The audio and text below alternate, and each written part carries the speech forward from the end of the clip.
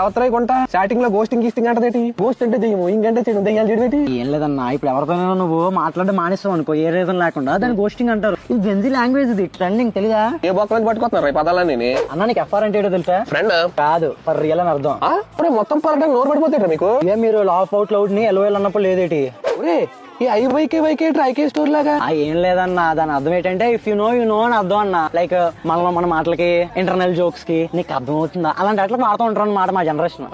అగో మళ్ళీ ఐవై అంటది ఏటివా ఇది. ఇదిగో మళ్ళీ ఎస్కే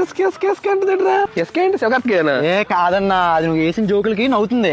ఎస్కే గట్టిగా నవ్వడం ఇట్స్ ఎక్స్ప్రెషన్ ఆఫ్ లాఫ్టర్. లాలని ఉంది కదా, అది మీ జనరేషన్ మా జనరేషన్ కాదు, మా రాజ్యాంగంలో మార్చాం. రాజ్యాంగాల దాకా వెళ్ళిపోయారు మీరు. ఏట్రా ఇది డ్రిల్లా అంటుంది. డ్రిల్లా ఏట్రా?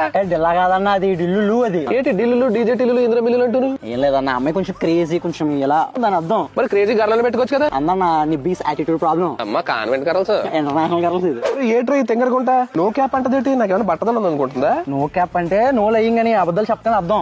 నీ అమ్మ నువ్వు లయింగ్ అని చెప్పచ్చు కదరా. మరి సస్సేట్రా? సస్ అంటే సస్పిషియస్ అని అర్థం. మరి ఆస్పిషియస్ అంటే ఏమంటారా? ఆస్ అంటారేమో. అమ్మాయిలు అందరూ తెలుగు లిరిక్రేటర్లు అయితే టీఎఫ్ఏ పరిస్థితి సిగ్గు లేకుండా బూతులు మాట్లాడుతుంది.